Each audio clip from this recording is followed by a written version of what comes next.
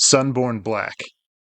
When I was a child, perhaps 4 or 5, I was having excessive nightmares. Horribly vivid dreams night after night for a month at the least. And every night when I closed my heavy eyes, I had a dream. And every night in that nightmare, I died. Not always the same way, but it was always before I died in my dreams that scared me the most. And it was always the same.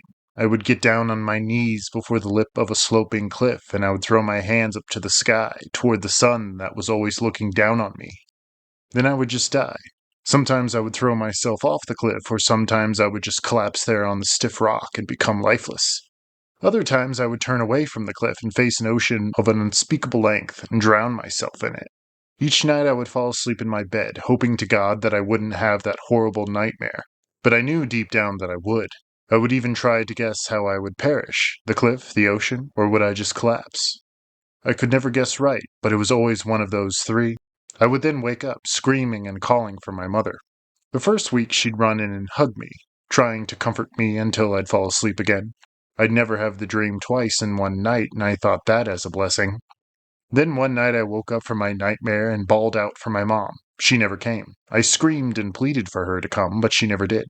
The fact was, I knew she heard me because her room was right next door. It was so close to her earshot. I crept over to her room and peered in through the open door. She was sleeping in her bed, or pretending, I'm quite sure of now. The next morning she said she never heard my screams, and I knew she was lying. That night I awoke from my nightmare and again screamed out for her. She never came, and I had to go back to sleep without her with me. You see, she was ignoring my cries to try and teach me that she wouldn't be there to comfort me back to sleep for the rest of my life. So night after night, I'd have the dream and I'd call out to her, knowing she wouldn't come to my aid no matter how much I cried. So that's when I just gave up, going back to sleep right after the dream until they suddenly just stopped. I don't know if that was the best way to teach a child a lesson, to ignore them until they worked out their problems themselves. It was tough love in a sense.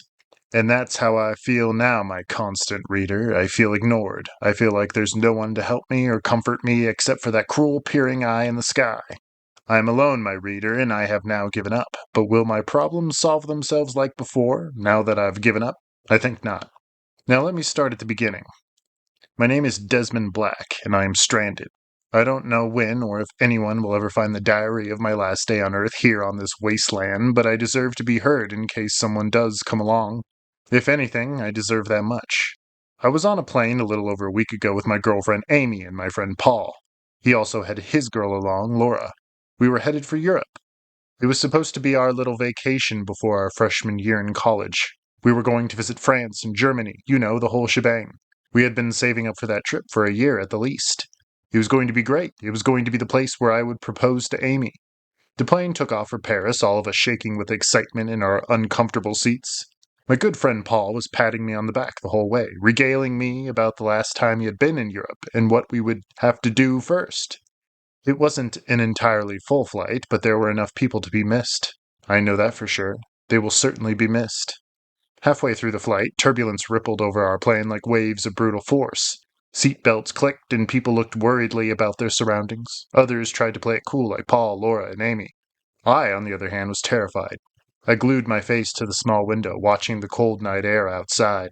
Below, I knew, was the angry Pacific Ocean, staring up at our toy plane like a hungry child. Then the plane shuddered so brutally that everyone bucked off their seats and into their seat belts. Now people were panicking, dinging their little call buttons and whirling around in their seats like lost animals. I, for one, hugged Amy, waiting for the pilot to click on and assure us it was only some slight turbulence. He never came on, but I do remember seeing a female flight attendant run to the back of the plane hysterically, running for her own safety seat. Another shudder sent her sailing to the rear of the plane. The plane's nose dipped and everyone started to scream, an alarm sounding from the pilot's cabin like a fire warning. The last memory I have is Amy clutching me tightly before the emergency exit to the plane tore open with a terrific rip. Seats with people still attached were uplifted into the night, like pieces of fluttering paper. Amy and I were taken as well, our grips around each other stripped apart. In the black night, as we fell, I recall seeing Amy drift quickly away from me, her fingers outstretched and mouth open in a silent scream. I glanced down below my vertical seat to see the reaching foamy waves below. Then only black. I must have been rocked into unconsciousness because when I woke up I was looking up into the blue sky. My plane seat had washed up on land, it seemed, resting on its back so that it was like I was lying on a bed. I shakily undid my seatbelt, noticing my blue, frozen fingers. I rolled off the seat and fell upon solid rock. I struck my head, bringing stars. I had washed up onto land, but not an island with a beach and a jungle. I was on a hulk of a black rock with a slanting cliff that circled one side of the island. The makeshift island itself was as big as a house's basement, surrounded on all sides by crystal blue water. There was no civilization to be seen anywhere. I sat up on the cold black rock, the waves crashing over my crossed legs. There was another person on the island I could see perfectly parallel to me. I climbed to my feet and limped over to the figure on the very middle of the rock slope. I stopped, realizing that Paul was sitting there, tears rolling down his face and his hands hanging over his knees. He glanced up at me and forced a smile. He told me he wanted to let me sleep, but he had seen I was alive. His plane seat had also washed ashore, but over on the other side of the rock. He was in worse shape than me, though. There was a large gash in his scalp, and I could tell that his collarbone was snapped under his drenched shirt. So we spent the next few days searching for food or any wood to create a fire. We began to eat the moss on the rocks, and we only threw it up the first 2 times. The nights were so cold there on the stiff rock, not that I was sleeping anyway. I cried at night, knowing Amy was dead out there somewhere, still strapped to her seat. I could tell Paul was doing the same.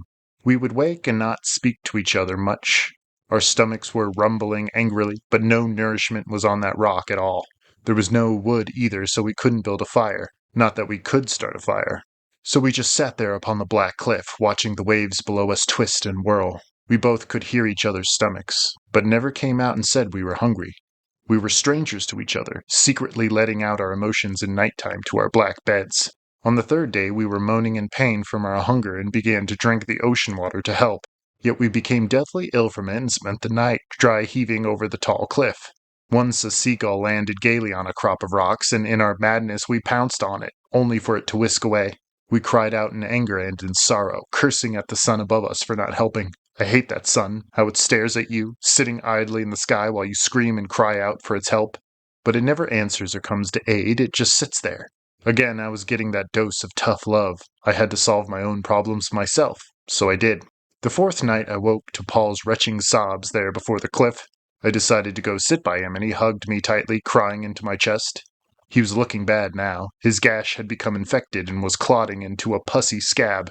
As he hugged me, I felt his broken shard of bone poke into me like an accusing finger. That night I hugged a skeleton.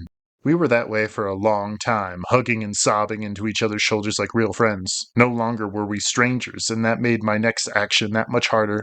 I let him fall asleep there at my feet, but I stayed awake even as my ravaged body begged for rest. I had to feed that hunger inside me. I had to.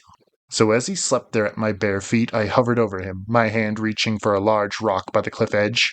I tried to stop myself. I tried to find a reason, a way to convince myself I shouldn't, that he was my best friend. Good holy God, he was my only friend. I tried to tell myself that if I did this, I would be alone. I would die alone. But my hands had a mind of their own, and my stomach was working the controls. The rock came down on my friend's skull. Again and again it fell. He had cried out once, but only once. I dropped the rock over the cliff and put my nose inches from his cold, still face. I then smiled, and I can't say why. I had killed him, my only friend left in the world. That night I spent the next few hours stripping his body bare and getting ready to feast. It was a feast set for a king, and I did enjoy it. I finished every bit of him through a span of 3 days. There was no way to cook it. It was raw down to every spotless bone in his body, but my stomach took every bite greedily. I don't regret what I did, not at all. Maybe I am going mad. It sure feels like it. Here on the 10th day on this dreadful rock, my stomach begins to growl again. Did I really think I could get away with it? Killing my friend and staying well-fed until the day I died? Yet, certainly, I did think that, and I cursed at my stomach. I cried for it to stop, but it kept pleading its hunger. I turned my attention to the sun that always bore down on me, cooking my exposed skin and laughing silently as I squirmed beneath its heavy glow. I screamed and cried for the sun to help me, to stop staring at me. It only watched with its hateful yellow eye, ignoring me from the other room, pretending to be asleep while I pleaded from my bed. Ah, tough love, does it ever end? So now I sit here writing my last testament on a notepad I always keep in my wallet. I write with a pen from Paul's tattered jeans. Will anyone get this? I don't know. But I know if they do, I won't be here. They may be shocked to learn what happened on this ghost of an island, but I don't care. No one can convict a dead man, not in this life. I will sit my diary here on the cliff I sit on, tucked under a rock and marked by the piece of Paul's shattered collarbone. So if anyone came by, they'd see the bone and search the area to come across the note I left. Ha! Do I do anything else but dream? Maybe it is finally time to wake up. So if the reader can believe it, I'm on my knees before the sloping cliff, hands thrown up to the sky towards the silent sun. I'm trying to reach for it, and if I can, I'll grab it and hold on to it. It'll comfort me back into sleep, and it won't let me go, never an eternity. Even as I kneel here, I'm still guessing on where this next turn will take me. Not until I finally set this notebook down will I know. But I must say, the anticipation is killing me.